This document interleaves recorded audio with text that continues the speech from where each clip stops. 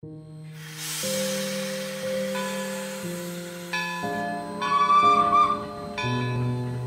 bienvenidos a otro episodio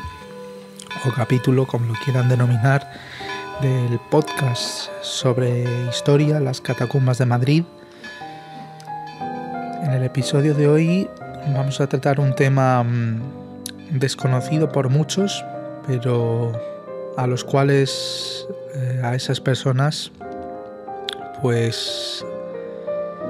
el objeto principal de del objeto de referencia, del tema de referencia del episodio, pues sus protagonistas, como bien he dicho, son más que conocidos por mucha de la gente que nos puede llegar a escuchar, o que, mejor dicho, que puede llegar a escuchar este episodio en concreto. Me estoy refiriendo al apeadero del Plantío. El apeadero del Plantío, para que nos situemos, está en la zona oeste del distrito de Moncloa-Aravaca. Dicho esto, comentar que se va a realizar un pequeño comentario sobre las historias relacionadas con el apeadero, ya que una información exclusiva sobre el mismo sería insuficiente para crear un episodio bajo los parámetros de minutaje con los que se han venido trabajando hasta ahora. Como bien hemos dicho, el apeadero para hacer una breve introducción al mismo antes de llegar al punto principal, bien es sabido que con la desamortización realizada entre el 1854 y el 1856 por parte del ministro de Hacienda Pascual Madoz, es decir, la conocida desamortización de Madoz, la finca del Plantío, que es donde se sitúa el apeadero propiamente dicho, que antes se situaba en la zona, por zonas ocupaba espacios, mejor dicho, de tanto de Aravaca como de Pozuelo y Majadahonda. Pues bien, esta pasaría en su momento a manos del marqués de Remisa, quien fue financiero catalán afincado en Madrid. Este personaje seguramente les suene porque fue el banquero personal de la reina María Cristina, la esposa de Fernando VII y la madre de Isabel II. Bien, sigamos. Como bien estaba comentando, pues bien, como era norma en estos casos, era una propiedad totalmente dedicada a la caza y el recreo, de la clase alta madrileña. Y es que, pues, pese a unos intentos previos de repoblamiento rural, al hilo de la Ley de Colonias Agrícolas del 1868, la primitiva colonia pues no sería fundada hasta en 1909, ya que en ese mismo año fue creada sobre unos terrenos donados para su parcelación a la Sociedad de Ferroviarios, con objeto de que sus afiliados, dicho de otra manera, los empleados de ese ferrocarril, pues bien fueran los guardias de seguridad, los reparadores de las vías, de los propios trenes, pues pudieran residir en esa zona, o lo mismo, que sus afiliados se establecieran en el lugar de forma permanente, como bien he dicho, para sus diversas labores y funciones. Hay que añadir que a este complejo urbanístico, pues si en el pasado estaba formado por unas manzanas más o menos rectangulares y por el cruce de bastantes calles transversales con algún corte longitudinal paralelo a la carretera, hoy en día tampoco es que haya cambiado mucho, pues se mantiene la estructura por por completo. Como un detalle, recordar que en el 1881 se crea por parte también de la familia de los Remisa, en el 1881, como bien he dicho, pues se crea ese apeadero particular. Y es que, como en aquella época se empezó a conocer lo que era el transporte ferroviario, pues fue el marqués de Remisa quien, para uso propio, montó más al este de la actual localización del apeadero del Plantío,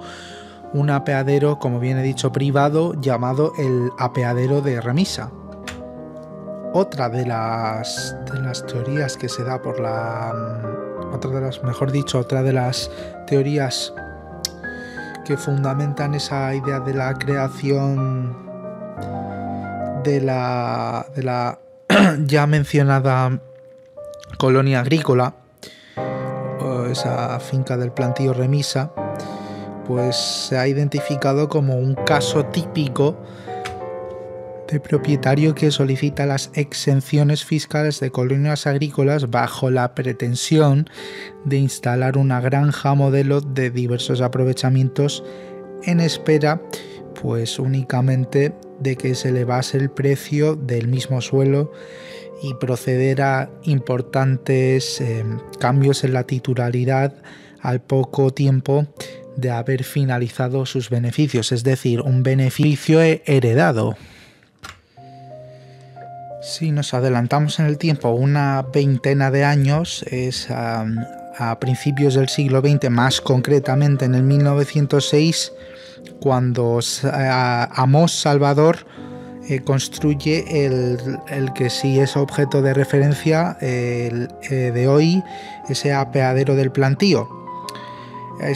Hay que decir como dato que algunas fuentes incluso aseguran que se hizo deprisa y corriendo para la función que les vamos a contar en unos minutos, y es que sería en ese propio año, en el 1906, cuando llegara su más ilustre practicidad, la cual supuso la llegada de los reyes de Alfonso XIII y Victoria Eugenia de Battenberg, para que estos pudieran trasladarse a las disposiciones palaciegas que el Pardo disponía. El día de esta llegada fue el 25 de mayo de ese 1906. Hay que decir que esta estación pertenecía a la famosa línea del norte, y añadir que esta estación era la más cercana al Palacio del Pardo. Hay que añadir también que se situaba entre las estaciones de Pozuelo y Las Rozas, perteneciente a, como ya hemos mencionado, a esa línea del norte, la línea en sí fue construida entre el 1856 y el 1864, con ese boom que hubo por parte de las empresas privadas, en este caso de capital francés, por construir líneas ferroviarias. Bien, si adentramos con más detalle a lo que supuso esta llegada real,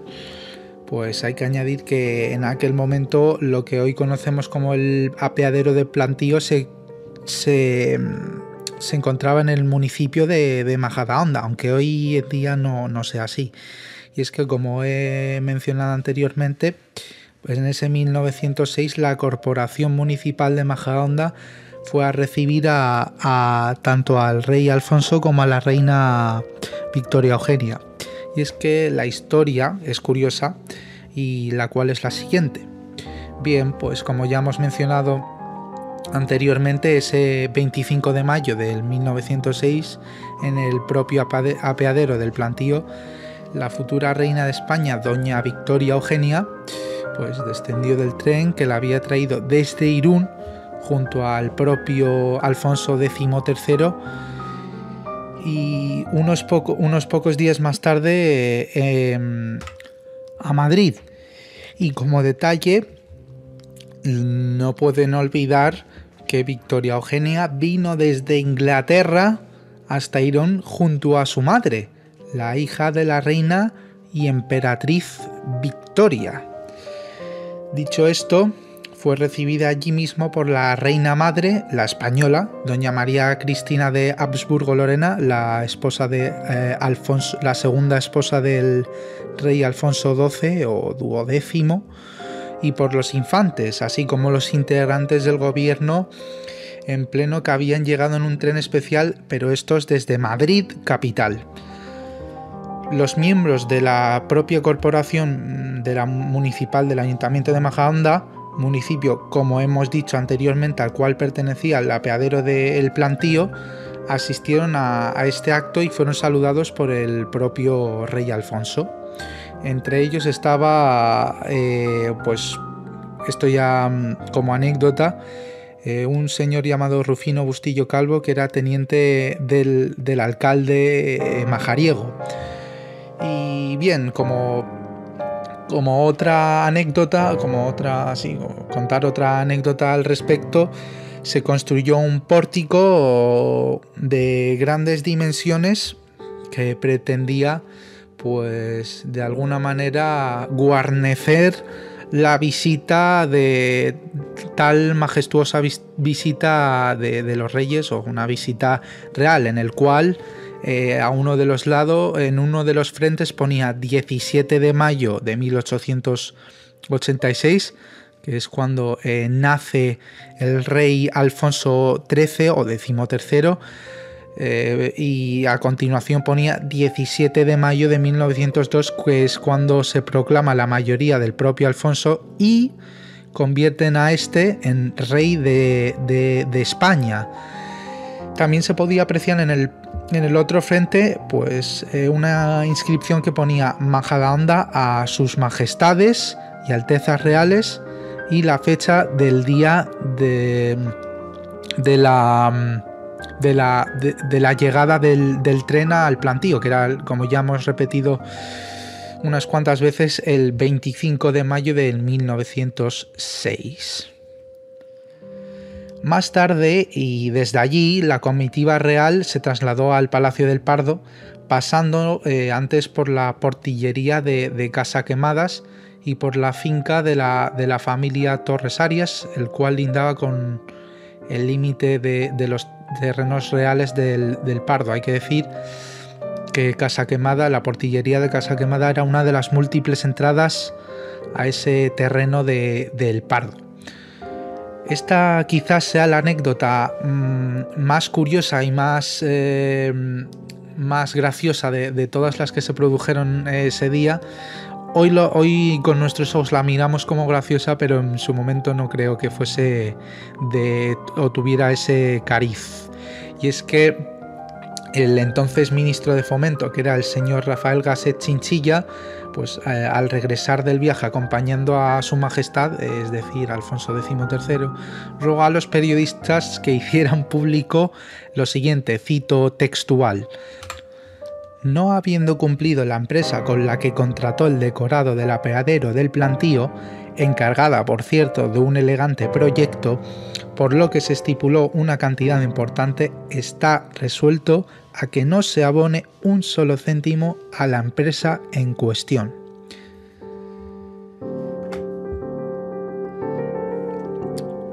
El tren y las características naturales del entorno, esto más adelante, ya en la década de los años 20 del siglo XX, pues se empezaron a construir segundas residencias en formas de chalet con jardines habitados preferentemente por industriales y profesionales, con lo que en 1920 el Plantío, que ya disponía del nuevo apeadero construido por el mencionado Amos Salvador, figuraba como un núcleo habitacional en el nomenclator, que era el nomenclator para el que El que sea un poco más entendido pues lo puede reconocer, pero para el que no, pues era como el registro de viviendas y de población que tenía cualquier país, y en concreto España. Hay que comentar que las edificaciones, por lo general de piedra granítica, solían ser de reducidas dimensiones y ocupaban parcelas mucho menores que las del margen a la derecha de la Nacional 6. También hay que añadir que a este conjunto de viviendas, cómo no, no nos podemos olvidar de la iglesia de Nuestra Señora del Carmen, que hoy en día sigue ahí, situada muy cerca del apeadero, junto al barrio que ya hemos mencionado de Ferroviarios, y construida a un estilo pues al fin del núcleo que suponía el plantío, que tenía un estilo pues bastante igualitario en el aspecto arquitectónico. Si avanzamos 10 años más respecto a esta última década que hemos mencionado, llega 1930 y llega la familia Oriol. Para el que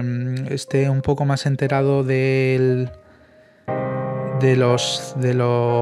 celebrities y de la prensa rosa, pues hoy en día sí es una familia muy conocida en ese ámbito, pero en su día fueron unos grandes empresarios, puesto que controlaban,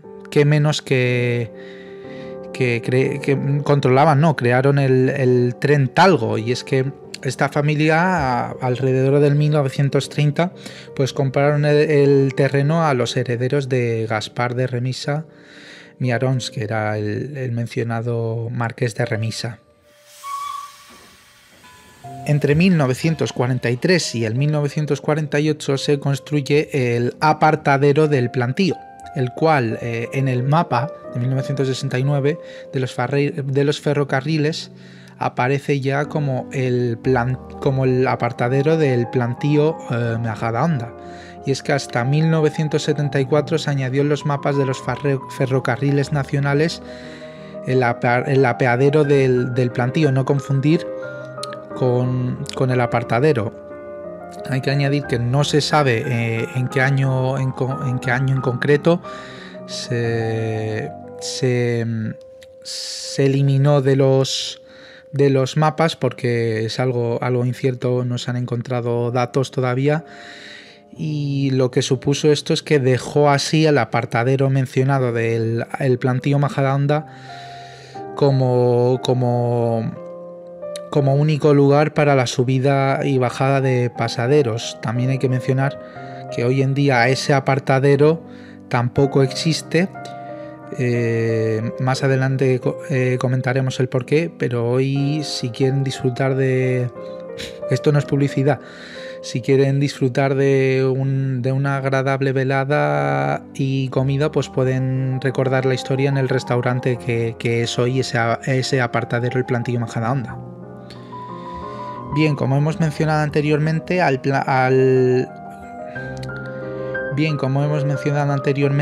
tiempo que se abría esa línea actual de cercanías, pues ya con la llegada de la democracia se suprimió el apartadero del plantío Majadahonda y se creó una nueva estación en Majadahonda Pueblo ya en el 1989, algo más cerca del centro de la localidad y, claro, más apartada del apeadero o el apartadero del plantío Majadahonda. Es ya el 23 de diciembre del 1994 cuando se inaugura en la línea una nueva estación entre Pozuelo y Majadahonda, para tener una referencia espacial y territorial de dónde nos situamos. Es el Barrial, como se llama esta nueva estación, que daba servicio a esta barriada de oficinas situada en el límite de los términos municipales de Pozuelo de Alarcón y Madrid, y también daba servicio a ese nuevo centro comercial que se había recientemente construido. Esta estación cambió su nombre 2 años después, es decir, en el 1996, por el Barrial Centro Comercial Pozuelo. Esto ha sido todo. Como es habitual, les agradezco que hayan permanecido con nosotros y sobre todo que lo hayan disfrutado, pues esto supone que el trabajo que está siendo realizado es de buena calidad. Y no mucho más. Repito, gracias por escucharnos y sin más dilación, hasta la próxima.